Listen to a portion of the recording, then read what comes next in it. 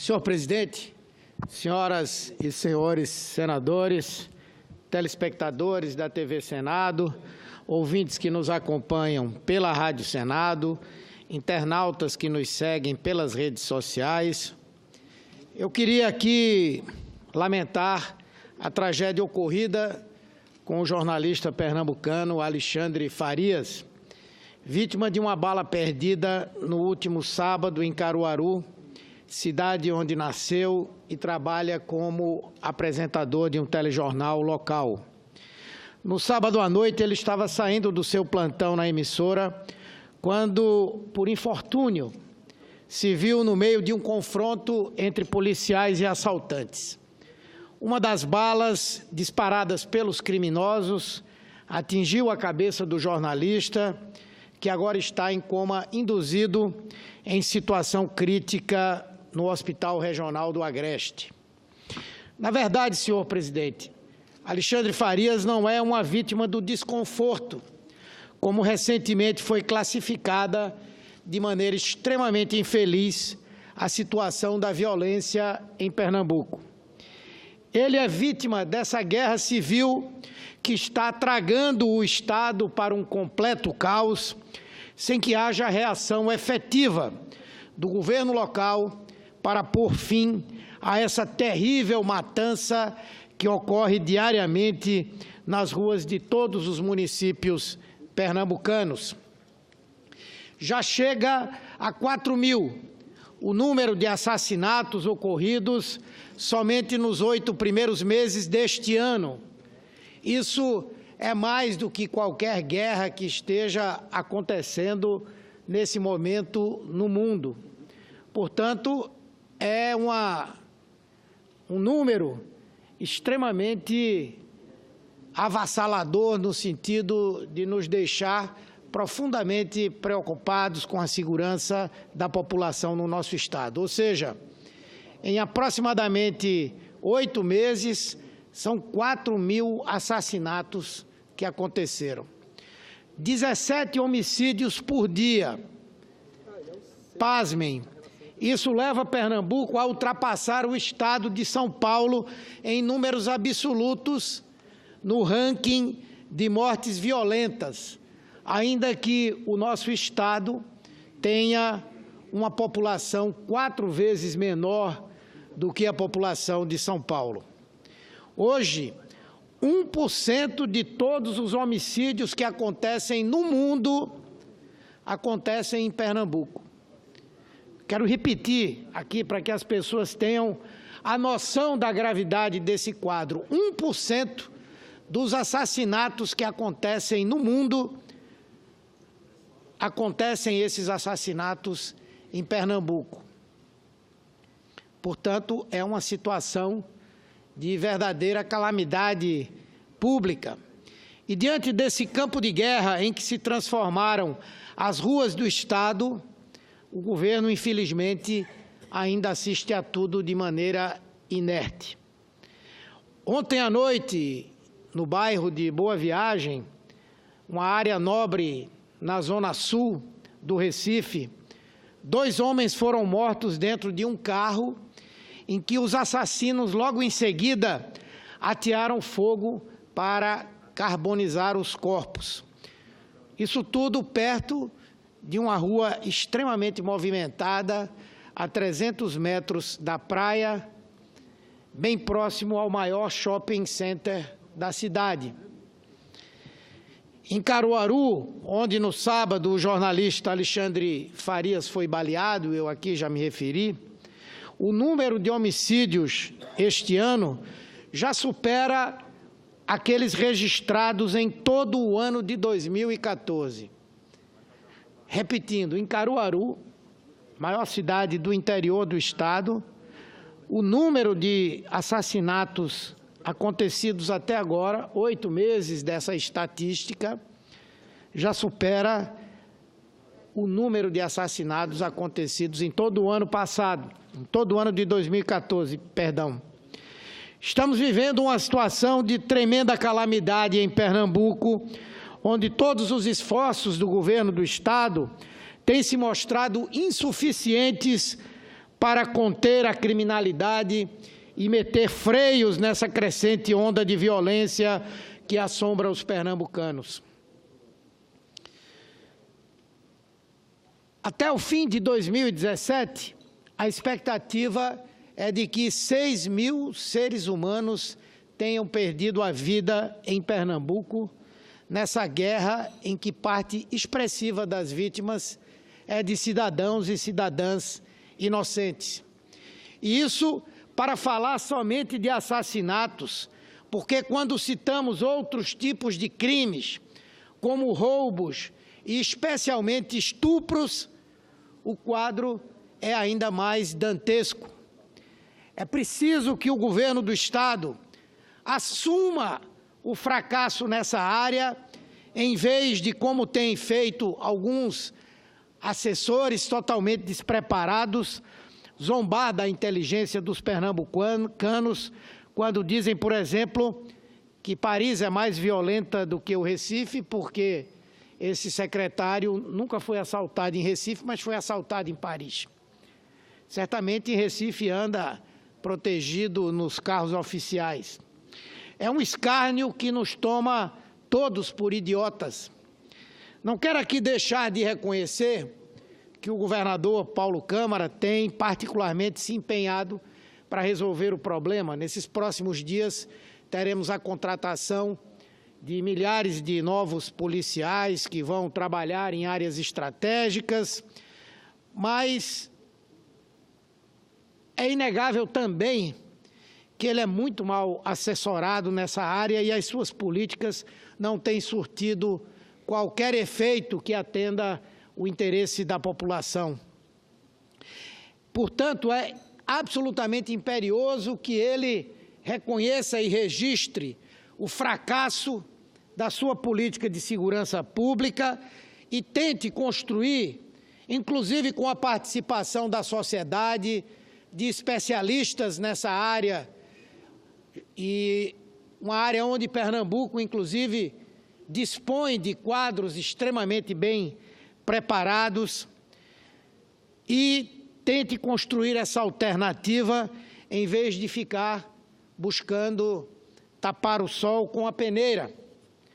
O Pacto pela Vida, implantado no governo Eduardo Campos, e que trouxe resultados importantes para Pernambuco, e levou, por exemplo, os homicídios em 2013 a metade de tudo o que foi registrado somente nos 8 primeiros meses deste ano.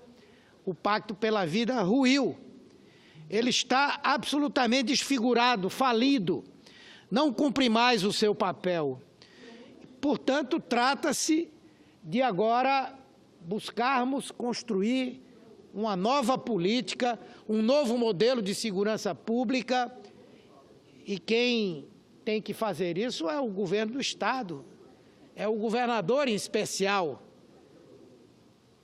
É o governo que tem a responsabilidade de garantir as ações de prevenção, as ações de promoção à paz social e também as ações de repressão.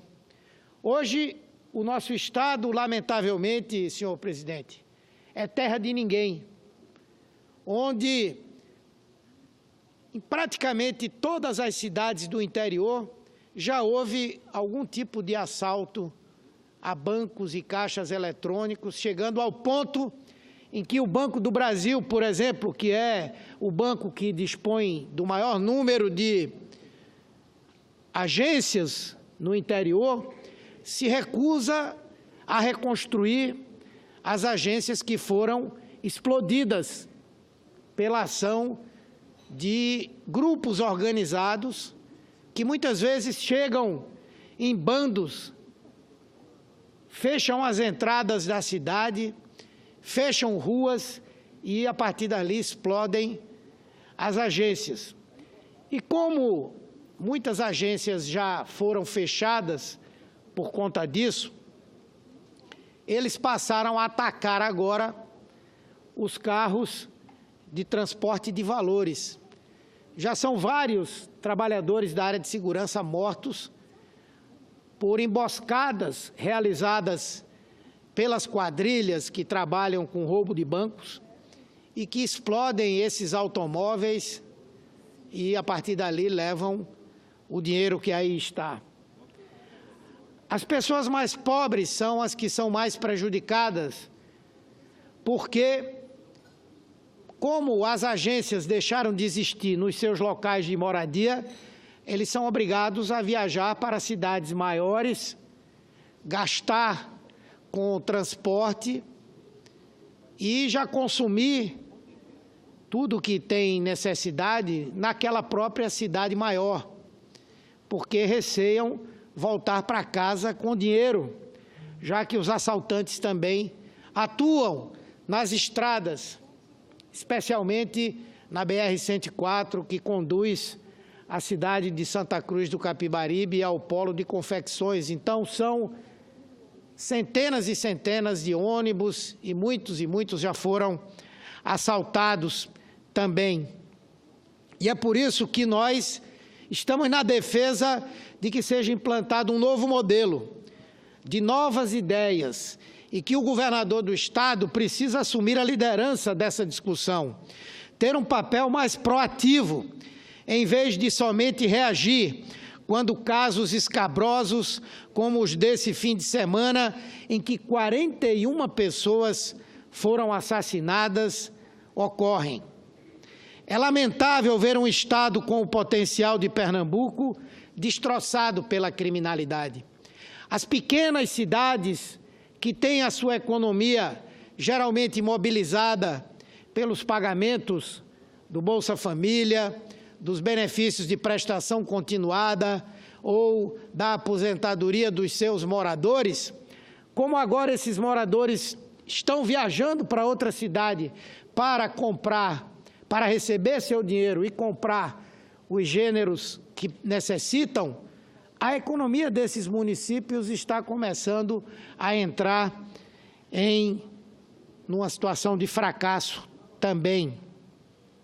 É assombroso ver a população acuada, trancafiada em casa, sobressaltada quando sai, porque não sabe se será vítima da violência e mesmo se conseguirá voltar. Os pernambucanos não merecem viver um drama dessa magnitude. Não aguentam mais ver famílias destruídas pelo crime. Jovens, na sua maioria pobres e negros, tendo o futuro ceifado a balas e facadas. Estamos perdendo toda uma geração para a violência e já passou da hora de haver uma resposta dura e inteligente a esse caos social em que estamos mergulhados. E mais ainda, precisa o governo do Estado assumir, o governador em especial, uma posição mais firme, porque isso que está acontecendo hoje em Pernambuco, com certeza, tem a ver com o fracasso da política de segurança pública, mas tem a ver também com o fato de que nosso Estado está sendo um dos mais prejudicados por esse governo golpista que assumiu o governo, a presidência da República, depois do impeachment da presidenta Dilma. De lá para cá, nós temos 2 estaleiros quase que praticamente fechados. A refinaria que não continua no seu processo de construção. A Hemobras, que eles querem levar para um outro estado. Os recursos do PAC que não chegam até Pernambuco. Os pedidos de empréstimo, por exemplo, da cidade do Recife, que não são atendidos. O ministro das cidades, que deveria olhar para todos os municípios do Brasil, não demando aqui que ele olhe só para Pernambuco, mas deveria olhar para todos os municípios do Brasil, mostra hoje o jornal Folha de São Paulo que ele tem destinado quase que a totalidade dos recursos do seu ministério, um dos mais importantes na área de infraestrutura, ele tem destinado aos prefeitos do PSDB.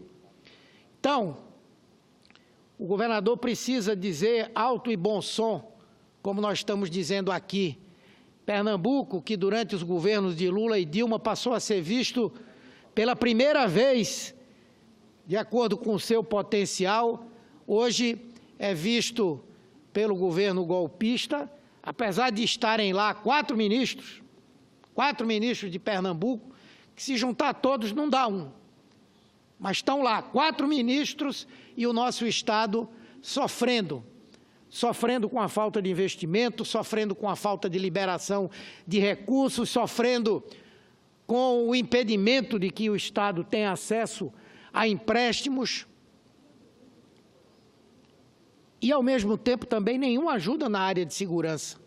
Poderia o governo federal destinar algum tipo de recurso para que fossem feitos estudos visando a implantação de um novo modelo de segurança pública no estado de Pernambuco, mas o presidente Temer só está preocupado com a segurança de uma única pessoa nesse país, que é a dele. O medo de ser processado e preso. Não vai olhar para um Estado que está vivendo esse verdadeiro estado de guerra.